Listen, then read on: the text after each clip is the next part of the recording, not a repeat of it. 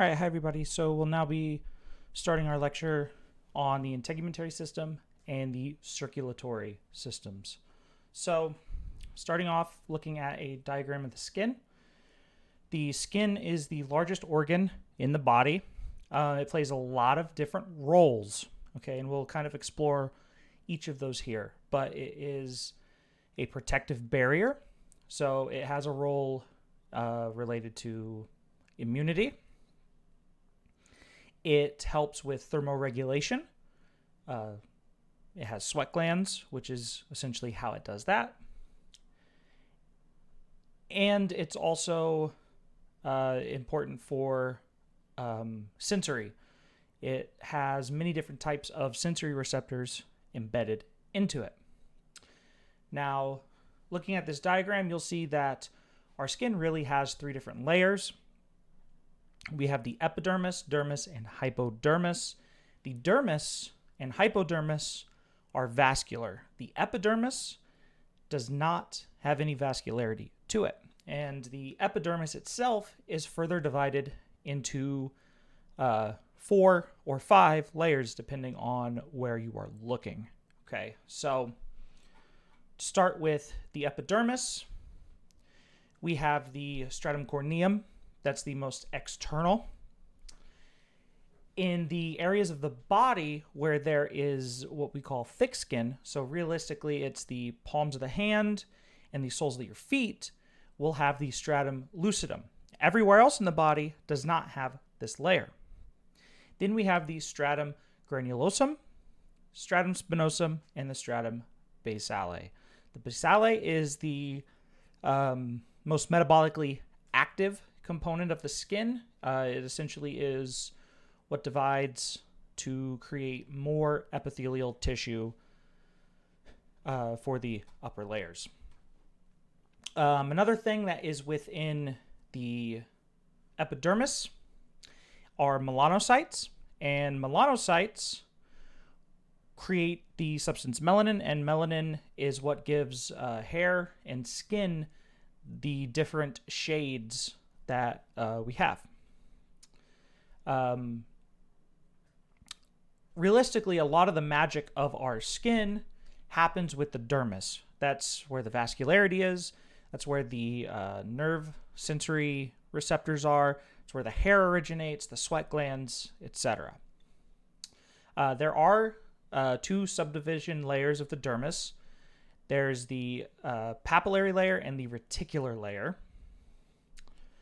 And then again, under the dermis is our hypodermis.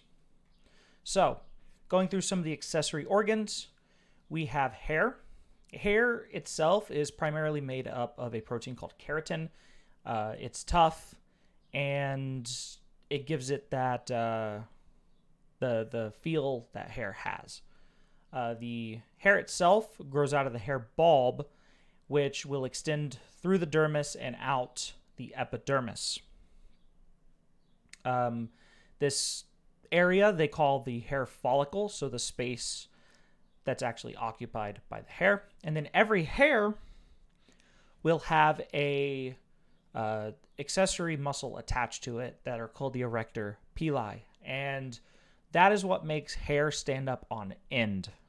Okay, so these are autonomically controlled. We don't really have any conscious control over those muscles, and they are very, very small. Another important thing is that each hair has its own blood supply, and a lot of hair cells are associated with another structure called a sebaceous gland. And the sebaceous gland is the structure in our skin that actually secretes sebum. And sebum is what gives skin that oily feel and look. And sebum is very important for immunological function. It actually makes the skin slightly acidic, and acid pH in general, if you're outside of very tightly controlled pH margins, things like bacteria will not live. Okay. And pH really, really, really is tightly controlled for biological organisms. For instance, with humans, the pH of our blood is zero point 0.1 is the range that it can be within for normal function. Okay, so secreting a oily substance that lowers pH, as in makes it more acidic, is very beneficial. Moving on, the nail. Nail is also another keratinized structure. It grows out of the nail root, and you can also see the lunula, and that is pretty much the metabolically active component. What you see with the nail is really just packed keratinocytes that are dead and no longer functioning.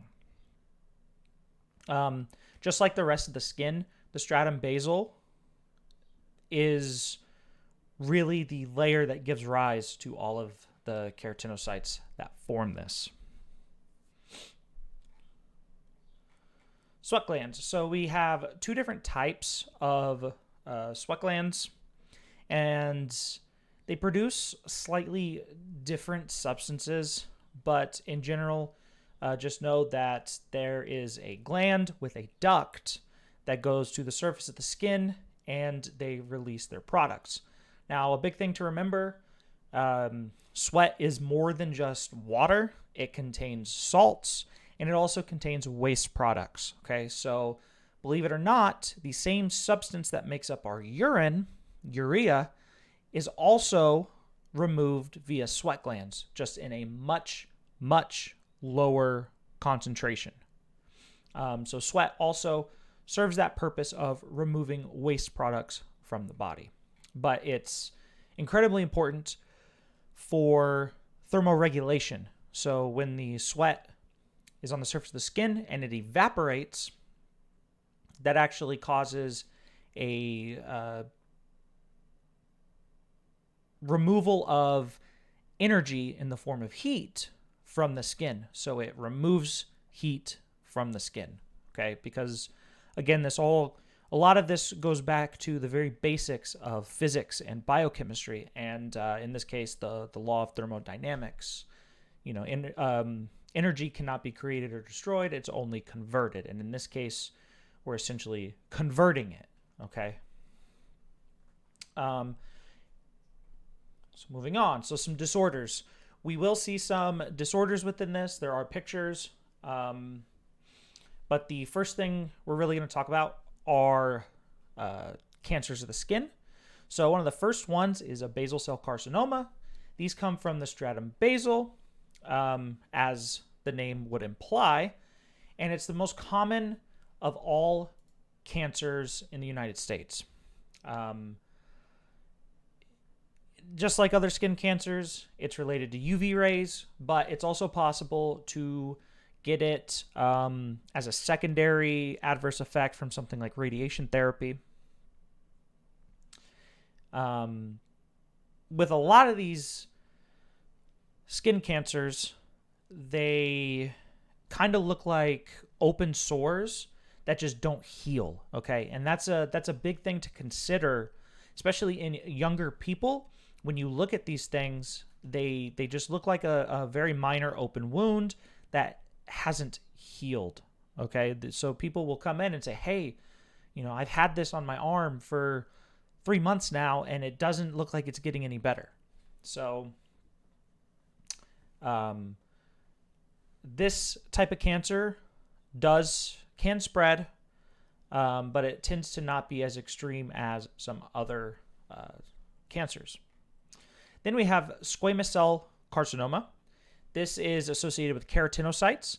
This again looks like a wound that hasn't healed and is something that really needs looked at. This is also another relatively common cancer. And again, just like the other skin cancers, is associated with UV exposure and radiation.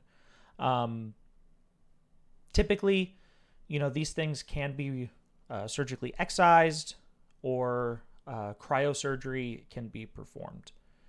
Now, melanoma is arguably the more dangerous of them all. This is melanocytes that we talked about earlier, the pigment-producing cells, and they've grown out of control. So you'll typically see these much darker than normal patches on the skin. They're going to be asymmetric. They're irregular. They're either elevated or depressed into the skin. Both of those can happen. But melanoma is very dangerous because it likes to metastasize, which means that it will go to other organs of the body and to other parts of the skin. So it's typically surgically removed as soon as it's believed to be found. Now, things like moles and whatnot, you'll notice look very similar to this, but the big key is looking at things like size and symmetry. Okay, so the melanoma picture you'll see here is relatively large compared to a mole. So it's asymmetric, it's uneven, it has very serpiginous borders, meaning that it's very snake-like, squiggly-looking borders.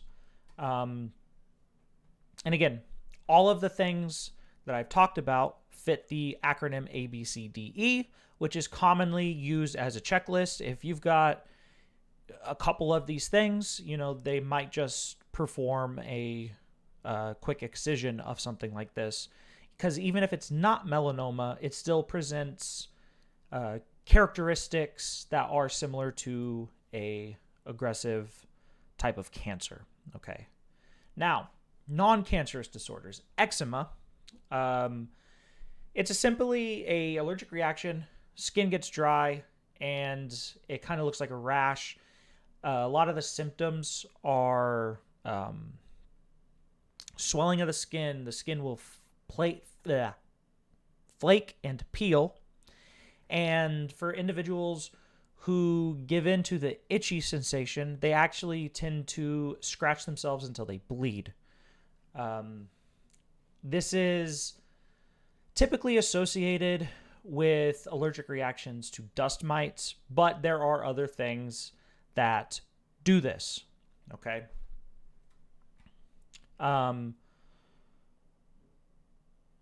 One of the treatment options for this is corticosteroids, topical corticosteroids. But one thing that has started to gain more notoriety in the last few years is something called a topical steroid withdrawal. And essentially, the body gets so used to topical steroids that it actually has physiological withdrawal from the medication, similar to any other type of drug withdrawal.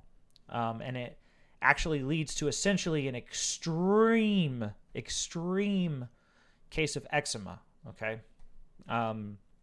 Very debilitating disorder that lasts for months on end because, again, our skin kind of refreshes itself fully every 90 or so days.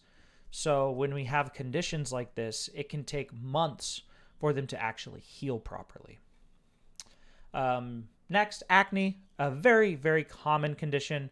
It's associated with essentially two things: a blockage of the follicles, which leads to a buildup of sebum, and bacteria, very, very specific types of bacteria, will actually then start to grow within the plug duct. Okay, so typically sebum works as an antibacterial, but there are some types of bacteria that aren't really affected by it, and those are the guys that are typically associated with acne. Acne can be really extreme, but it's also somewhat normal. It can also be caused by side effects of androgen hormones, and it's another reason why androgens, since they increase in puberty, why puberty is associated with lots of acne. Another thing that's common for our skin, injuries. We have many different types of injuries. There's cuts, there's burns, There's different types of abrasions, etc. But the big thing to recognize for injuries is that each type kind of needs treated a different way. And the first thing we're going to talk about are burns. Now, typically when we think of burns, they're associated with heat, right? You touch the stove and you burn yourself. Well, we can also have burns from electricity, from chemicals. Radiation causes essentially a burn of the skin as well. The big problem with burns is that it disrupts the integrity of the skin. And this allows for dehydration, where you will literally lose fluid through your skin. Because your skin, while it helps, and this is similar to the basic idea of a cell membrane, while the skin helps hold stuff out, it also helps hold stuff in. Okay? So if the skin's not intact, you have potentially bacteria getting into the body. You have water and electrolytes leaving when they shouldn't be because our epidermis is gone, and now we have blood vessels exposed to the outside. Okay? This can lead to issues with the kidneys and circulation, and we'll talk about obviously circulation in a bit, but kidney function is also directly related to circulatory health. A lot of burn patients, when it's extreme burns, they're going to be in an inpatient facility in sterile rooms, and they're going to be administered IV fluids because those fluids need to be continuously replaced. We have four basic classifications. A first-degree burn is going to be very superficial. So if we go back to the idea of accidentally touching the warm stove, if you touch it and your hand immediately pulls back, odds are you're only going to end up with a first-degree burn. It's very superficial, only affects the epidermis. It's just going to be red, a little bit of pain, and a burning type feeling. But the pain goes away maybe after an hour or so at the most, and cold water typically, when ran over it, helps. Now, on the other end, a second-degree burn will affect the epidermis and the dermis. Now, the epidermis will have a little bit more damage than the dermis, and this would happen if, I, for instance, wasn't paying attention and set my hand down on a on a hot stove, as opposed to in the first scenario where, you accidentally grab a hot plate real quick, but your brain knows what you're doing and suddenly realizes it. The reflex is quicker. A second-degree burn, you might grab onto something not realizing it's hot, right? So the ability to quickly move is slowed down, but you still get away without, extreme damage. This can produce blisters, which is typically what separates second from first degree. The blisters will onset, within a few hours to a few days after. And a second-degree burn, typically, unless it's a very small spot, it's suggested to have it looked at by a medical provider. Now, third-degree burns. These go through the epidermis and the dermis. They destroy tissue. Okay, these are very, very dangerous and bad. This is the type of thing that would happen if, somebody were to catch on fire, right? The heat would severely damage tissue. Typically with this, you'll see the accessory organs in the skin be damaged, destroyed, to include nerve endings. So sometimes people that have experienced third-degree burns, they'll remark on how at first it was incredibly painful, but then there was no pain, okay? These are very, very, very serious, though, and they heal very slowly. And once we hit a third-degree burn, you really become a candidate for a skin graft, which is where they would take skin either from a donor, from a whether the donor's living or just recently expired, or from yourself, from another part of your skin, and transplant it onto this area to help with healing and to kind of help restore that barrier. Now, 4th degree burns, these are the burns that are beyond the skin. So the skin is fully affected, and you start to see damage to muscle and bone, as well as, other tissues in the body. We're well through the skin at this point. These are very, very extreme. These absolutely require grafts because the skin is gone, essentially, with a 4th degree burn. And if there is no skin, the body cannot replace it. So what you see here is, this diagram is what they call like the rules of 9. So the body's kind of divided up into sections, and it's a quick way to roughly estimate how badly burned somebody is. So, each limb is worth 9%. The trunk in total is 36%, which is essentially 4 quadrants. The head and neck are 9% on their own. Okay, so keeping that generalized idea in mind, this is how they, on top of, this idea of 1st through 4th degree burns, it's also how we classify how severe and overall the person's health will be impacted by this. Next, scars and keloids. Scars, everyone really knows what these are. They're just a overgrowth of collagen-formed skin following some form of wound healing. It doesn't fully match normal skin because there is this excess collagen. The structure, typically when we undergo a repair process, the body tries to do a temporary scaffolding, I guess you could call it. They kind of set up a temporary structure that it will heal quickly and then fully remodels into a normal piece of skin. Now, sometimes things don't always heal fully correctly, and scars is an example of that. They're very common in things like surgery, if you've ever had stitches, etc. Now, there's a certain type of scar called a keloid, and these are raised scars, essentially. And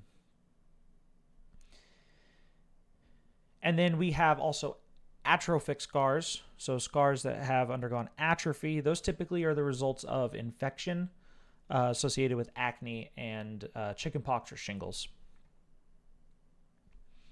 Bed sores are associated with excess pressure on the skin. So if somebody, for instance, is laying down on a bony prominence of their body for an extended period of time, they will develop a bed sore. The typical term used for them is decubitus ulcers, and they're essentially treated by moving the individual so that they're not constantly on that same bony landmark. And prevention is to ensure that people are moving, okay? It's relatively common in elderly patients that are bedridden because they have issues moving themselves. And, realistically, a lot of elderly care staff a lot of those places they're understaffed, and the people can struggle to ensure that everybody's needs in every way is met. It's just the sad reality of it. All right, so moving on. Circulatory system. So we're going to talk about the heart, and we're going to talk about circulation. So really the heart beats about 75-ish times a minute. The normal rate is typically said to be between 60 and 100.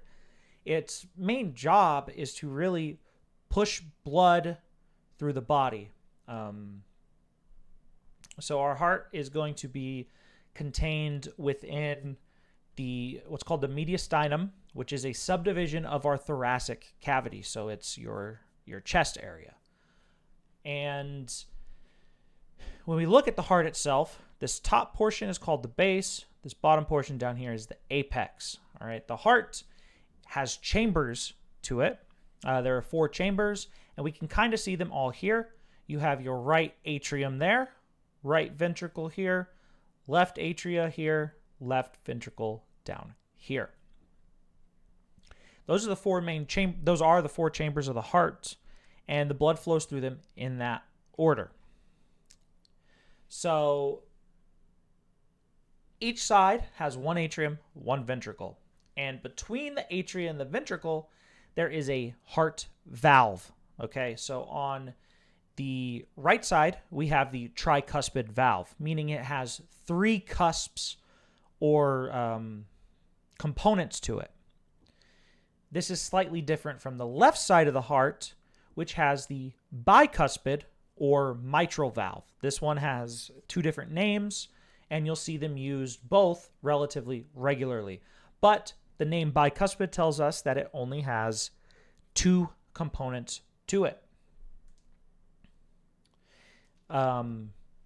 The cusps themselves are attached to the walls of the ventricle via a piece of connective tissue called the chordae tendineae.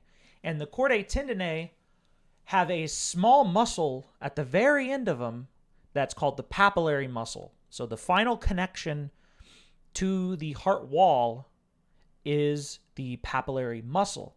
And what happens is as the electric current flows through the heart, the papillary muscle pulls the chordae tendineae, which pulls open the cusps and allows blood to be pushed from the atria to the ventricle. Okay, and this happens on the right and left side at pretty much the same exact time. Okay, so again, the cusps are attached to a piece of connective tissue called the chordae tendineae, which is attached to a muscle called the papillary muscle, and the papillary muscle is attached to the ventricular walls. When the papillary muscle contracts, it pulls on the chordae tendineae, which pulls on the cusps of the valve, and that allows blood to flow from atria to ventricle. Now, these valves that are between the atria and the ventricles, you'll sometimes see them referred together as atrioventricular valves. We have 2 more valves in the heart as well.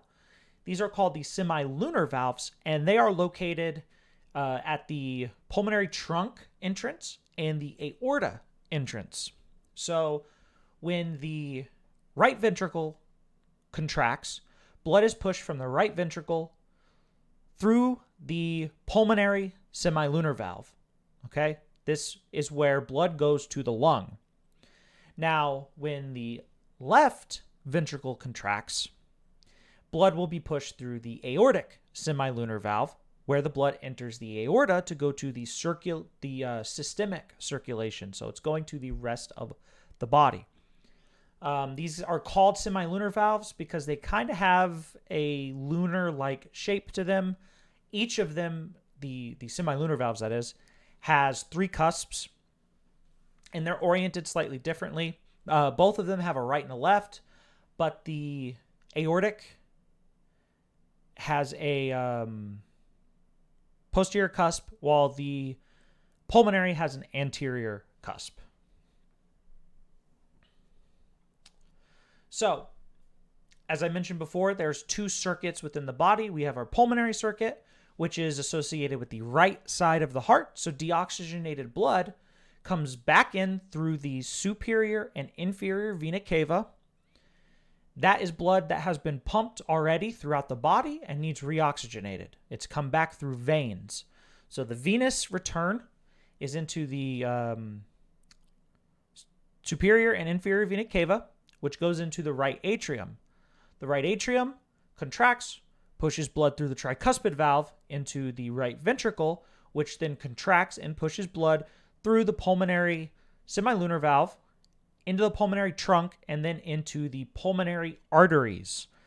Because remember, arteries carry blood away from the heart. These are the only arteries in the body that should normally contain deoxygenated blood.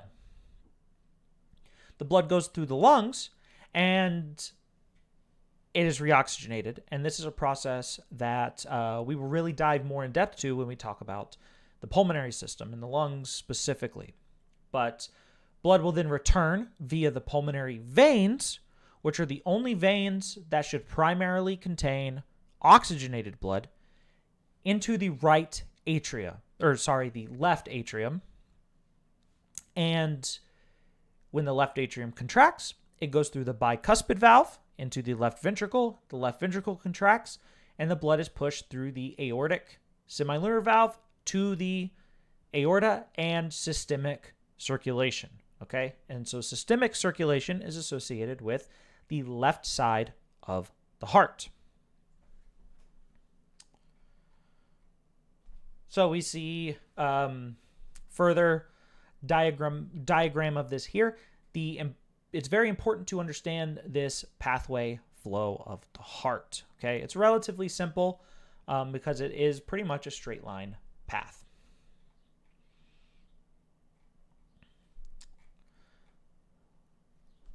So cardiac muscle, remember from previous lectures, the cardiac muscle is striated, but is involuntary.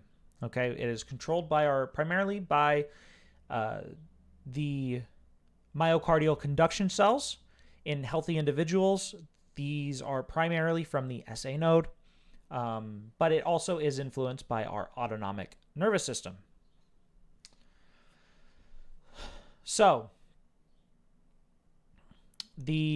another big thing to consider for cardiac muscle, they have tons of mitochondria. The heart is constantly working, okay? Each individual cell tends to be a little bit shorter and much more densely packed with mitochondria. And a lot of them only have one single nucleus, but it still is possible to have more than one nuclei because, again, that is a trait that's possible, especially with striated muscle. Cardiac muscles are also joined together by something called an intercalated disc. This disc is incredibly important for synchronizing contraction of cardiac muscle. All right. The sarcolemma of the cardiac muscles are actually connected through these intercalated discs, meaning that the change in membrane potential spreads through these intercalated discs and allows for contraction of the cardiac muscle in a synchronized manner.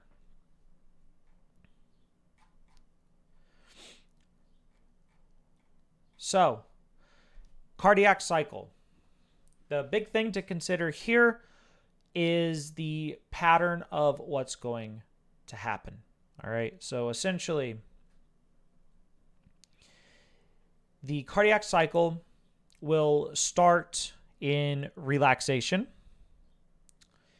There is not much happening. Nothing's contracted. The heart's maintaining a constant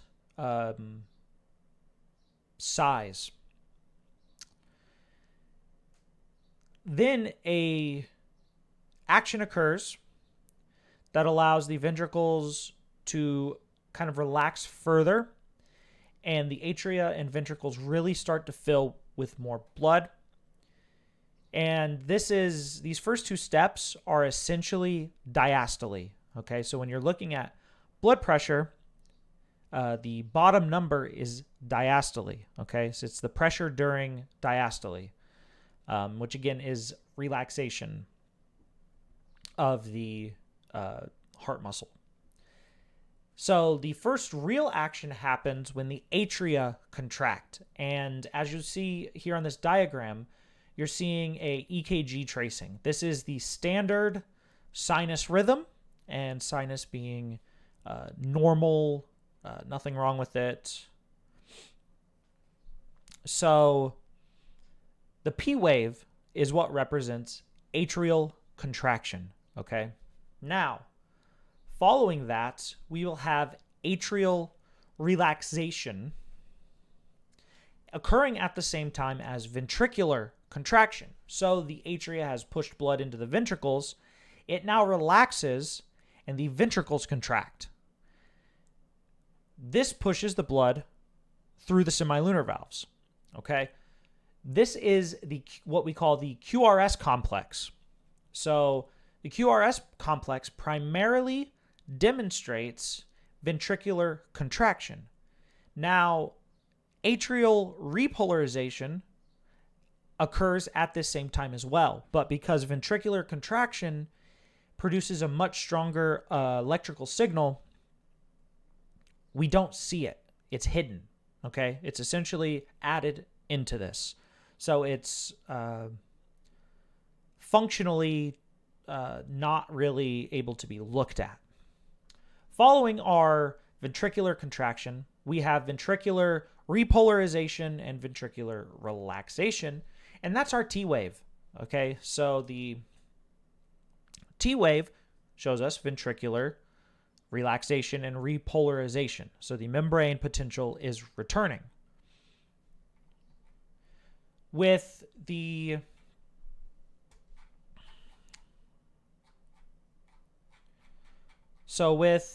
let me find a diagram to draw on here. With our heart, we also have cells that are involved in the conduction of the electrical impulses. And the main guy is our SA node.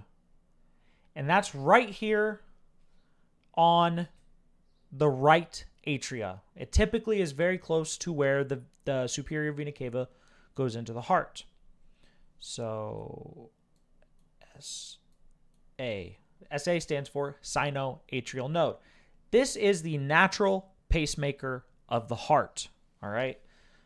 Next, when the cells in this depolarize, they send signals to another structure. This is the AV node. Now, in individuals who have SA node dysfunction, the AV node can take over at setting the heart rate. The SA node normally sets our heart rate between that normal 60 to 100 beats per minute at rest. The AV node will actually be a little bit slower than that and is said to be about 40 to 60 beats per minute. This would represent bradycardia. So individuals that do have cardiovascular disease with bradycardia can be said to be SA node deficient. Now, the AV node in a healthy individual also plays a very, very, very important role in the synchronization of heart muscle contraction. It will actually kind of pause the impulse, the electrical impulse that gets sent. And it needs to do this so that the atria can fully contract. If the ventricles and atria contracted at the same time, our heart would actually be very, very inefficient.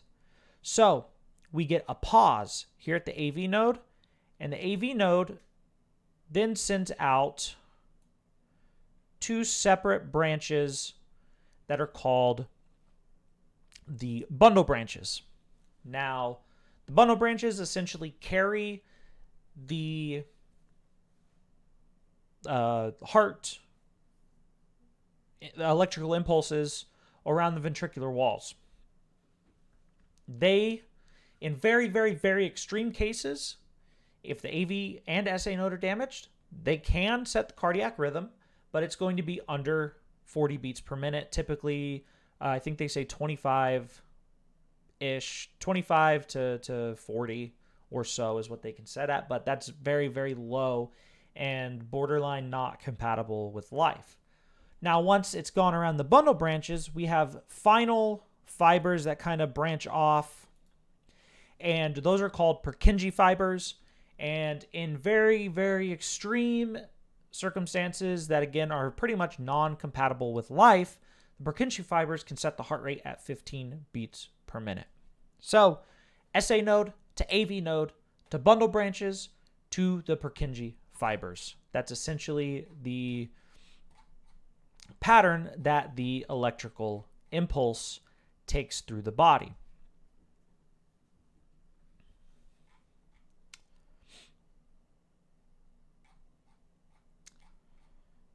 Next, moving on, blood. So, something that always surprises everybody. Blood is considered a connective tissue. And that is because the hematopoietic stem cells are related to connective tissue lineages. They come from the same tissues like that make fibroblasts, for instance. And fibroblasts, as we know, are one of the primary cells that make substances like collagen. They're very related. The job of blood really is all over the place, but the idea is that it transports stuff, all right? It helps regulate pH, helps regulate temperature. It takes nutrients where it needs to go. It delivers oxygen via the red blood cells. It carries white blood cells throughout the body, right? So it does all of these things, and it's important. It carries its own substances to prevent bleeding. When there's vascular damage, it has its own substances within it to help plug the damaged blood vessels. What you see here is kind of the differentiation of what's within blood. So typically a big thing we look at with this, if blood was drawn and then put through a centrifuge, you would see this presentation, and it's really based on density of the contents of the blood, with plasma being the least dense, containing lots of water, all of the proteins like albumin, and then we have what's called the buffy coat, which will be a space between the plasma and red blood cells, where the white blood cells and platelets are primarily going to be located. And then the actual hematocrit level is measured as essentially a percentage, how much the red blood cells make up of the total blood content. Hematocrit is important for diagnosing things like anemia, which are generally a lack of red blood cells, but there are other types of anemia. And polycythemia, which is the exact opposite, too many red blood cells. You see a pattern here where things are broken down to show you all of the different substances that are primarily normally within blood. I suggest you look through that because we won't specifically dive into this in this lecture. Now, another important thing for consideration of blood is coagulation. As I mentioned before, the blood can clot itself. It carries proteins to do this. And there are kind of two main pathways that this occurs. But generally, the process starts with an injury. So a blood vessel is ruptured. And following that, this damage to the blood vessel wall, it releases substances from the damaged cells that actually causes the rest of the blood vessel around the damaged area to undergo constriction. So they call this the vascular spasm. The idea is that it's closing down the amount of blood that can flow through the damaged area, which means you will lose blood slightly slower. Now, the real action begins at this point, and the plug has to be formed. And the major thing that happens here is the exposed collagen from the damaged blood vessel wall really sets this process off. All right. You'll see some chemicals like von Willebrand factor and stuff like that. They pretty much all signal these two pathways you see on the right here to begin. And the idea is that we finally get this fibrin formation. And again, fibrin is a protein that is used to actually make this plug. All right. And it's going to be the basis for which remodeling and further permanent repair of the blood vessel wall occurs on. One big thing to note here is for individuals who have a bleeding disorder, something that we test for is actually what we call the prothrombin or thrombin times. And it's a very simple test where you're measuring how long somebody bleeds for. If the time is too long, they have a clotting disorder. And if the time is too short, they're at risk for hypercoagulation, which makes them at risk for things like thrombus or embolus formation. And those things can lead to strokes, pulmonary embolisms, myocardial infarction, etc. So blood types. Big thing to recognize is blood types essentially have two components. We have the ABO group. These are antigens. And remember, antigens are proteins that are cell surface markers that are used to indicate identification. We have three different types of those. There's A group, B group, and O group. O group is essentially no antigen, right? So you have an A antigen, a B antigen, or none. People that have AB blood, they have both A and B antigens. Now, the next component to look at is the RH group. Now, you either have it or you don't. Almost everybody has an RH antigen, okay? But it is possible for someone who is RH negative to have a child that ends up being RH positive, and we do actually have treatments for that are preventative. A big thing to consider with all of this is blood is only compatible with the same antigens, right? You'll trigger disseminated intravascular coagulation, DIC, if antigens do not match up. And this is very important if something, for instance, like a blood transfusion is required. So really, the RHs have to be compatible and the ABO has to be compatible. Now, A blood is compatible with A blood, and A blood is also compatible with AB blood, okay?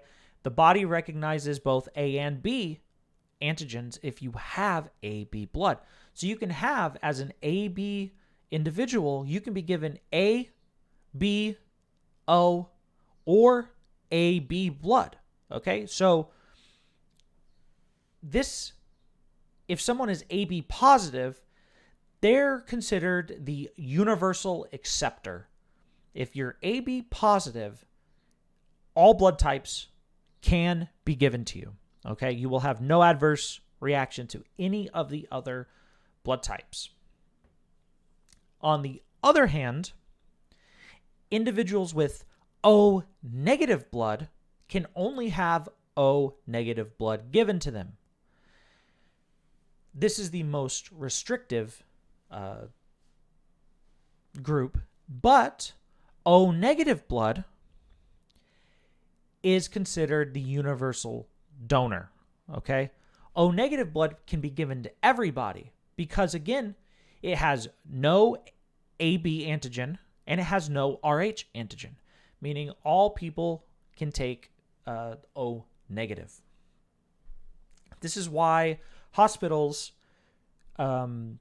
keep O negative blood in stock, because oftentimes in emergency scenarios, it is easier and more efficient to just quickly provide the O negative and not worry. Now, in scenarios where there's an established risk of something like a hemorrhage, during like a surgery or something, pre-surgical blood typing can easily be performed and they can have a identical match. So essentially, what you're seeing here is everything that I just talked about, essentially. Now, blood vessels. So once we leave the heart, we have to have vessels that carry the blood throughout the rest of the body. And the primary type are arteries and veins. Arteries carry blood away from the heart, and veins carry blood back to the heart. Now, these things are slightly different in structure. Arteries are able to change size, and this is because they actually have an extra layer to them that is muscle. They contain, because of that, they have the ability to alter size via vasodilation or vasoconstriction. Dilation becoming larger and constriction becoming smaller. And this means that the arteries are the primary way in which the circulatory system controls pressure. Specifically, the arterioles have the greatest ability to do this. The arterioles themselves are the largest group of classified arteries by blood volume deliverance, and so they have the greatest ability to impact blood pressure. Another important thing to remember is that arteries have a inner lining of simple squamous epithelium, so one cell of flat epithelial cells, so one cell layer thick. This is called the tunica intima, and we can actually have a disorder where the tunica intima gets peeled off the rest of the artery. And this is called a dissection, commonly associated with the aorta. And this creates the perfect environment for a clot to form under that peeled part of the intima. And if it does fully peel further or rupture, then it can send a very, very large clot into the circulation, which can have extreme consequences because the aorta is a very large vessel. So if a clot does form in the aorta, it typically will be a very, very large clot, which means it can get stuck in a lot of places and can endanger limbs, can endanger lungs. You know, you're talking large ischemic events from something like that. One other thing that's important for veins, since they don't have this muscular layer, and because of that, how do they keep pressure? Well, they kind of don't. Veins are very elastic. They contain lots of elasticity to them, and they actually rely a lot on muscle contraction to push blood along. Call it kind of the muscular pump. And for veins that are next to arteries, the pulsation of blood traveling through the artery actually can help push venous fluid along as well. For people with heart failure, this is kind of the idea where the heart becomes weak and it can't pump as much blood anymore. So the blood pools in the lower body because gravity pulls blood to the lower body. So you see people with heart failure having lots of edema in the lower extremity, and it's because of this. Now, veins do have a structure in them. They have valves, and those valves actually exist to help prevent backflow. Now, it is possible for the valves to collapse, which leads to extreme dilation of segments of veins, and those are called varicose veins. Now, as the arteries go along, they'll branch, they get smaller, smaller, smaller, and we hit capillaries. And capillaries are where the magic really happens, where all of the nutrient exchange occurs. And on one end of the capillary, we see the release of stuff that's within the blood. So White blood cells can extravasate here, meaning they leave the body. Red blood cells also can extravasate, but that's not a primary thing to worry about. Substances will be pulled out of the blood here via various processes like diffusion or binding to various transport proteins, etc. And on the opposite end of the capillary, we kind of have the waste products and stuff of that nature being pushed into the blood. That would be things like carbon dioxide being pushed back onto the red blood cell for the red blood cell to take it to the lung, for the lung then to exhale it. It could be other waste products like urea and things of that nature. And it could be, if we're at a capillary that's next to an endocrine gland, it could be stuff like hormones are getting pushed into the circulation at this point.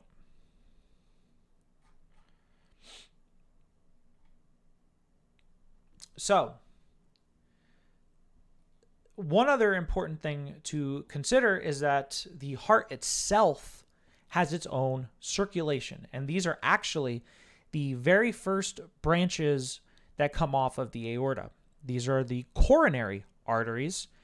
And heart muscle, again, since it's highly metabolically active and has a ton of mitochondria, it needs a ton of oxygen. So these vessels are actually relatively large. If you look up gross anatomy specimens of the heart, they're actually relatively impressive in size for the size of the heart. For instance, the most common vessel of the heart that's affected from something like coronary artery disease or blockages is the left anterior descending artery, the LAD, also sometimes referred to as the anterior descending, because the right descending is actually on the back of the heart.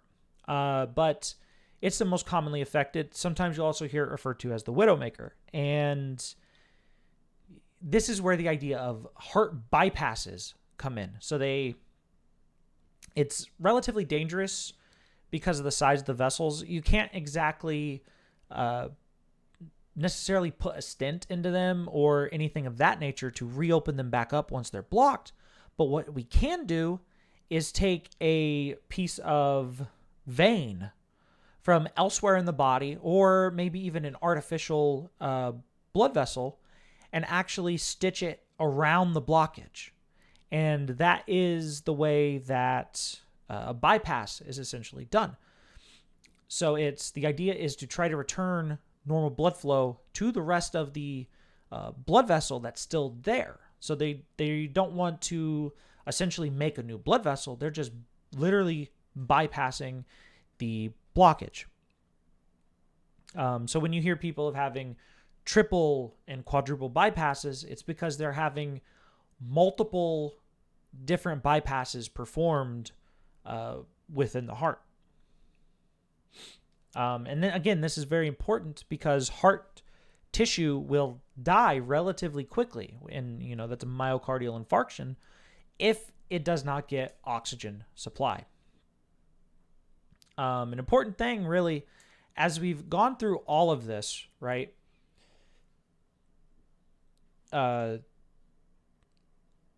You should see how the cardiovascular system really does influence every other system in the body. It's the primary transport mechanism for essentially everything. And it also plays a major role in temperature regulation. When you're going to sweat, for instance, there's increased blood flow to the skin in order to provide more fluid to the sweat glands. One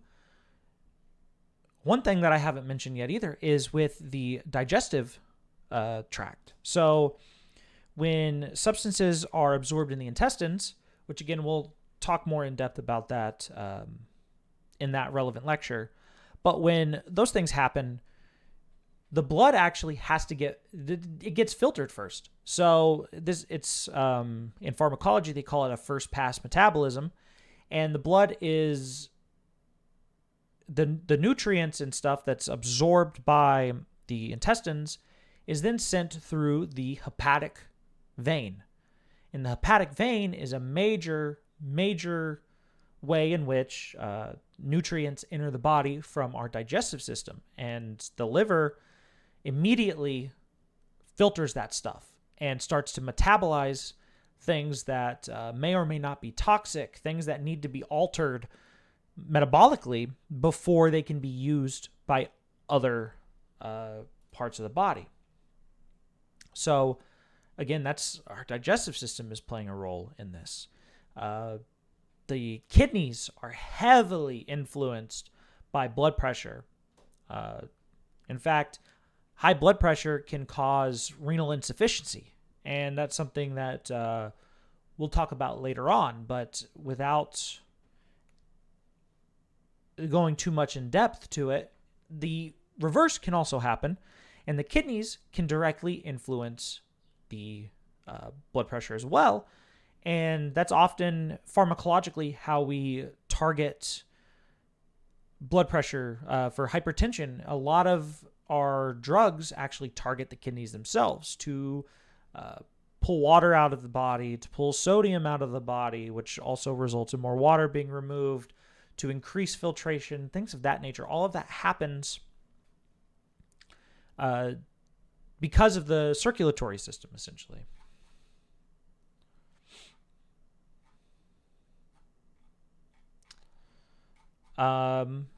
So that's essentially everything that is covered in the integumentary and circulatory systems.